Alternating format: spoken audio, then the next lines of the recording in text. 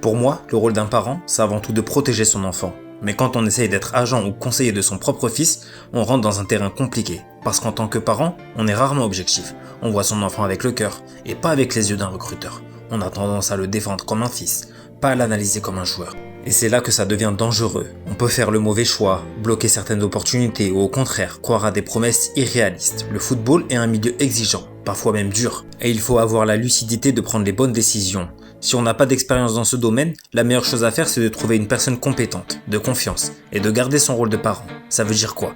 Être en retrait, surveiller que tout se passe bien, intervenir uniquement si la personne ne respecte plus ses engagements ou met en danger le projet de son enfant. Maintenant, il y a des cas particuliers. Le parent est vraiment impliqué dans le football. Je ne parle pas seulement d'être éducateur, mais d'avoir des connaissances précises, des connexions, une expérience réelle dans ce milieu.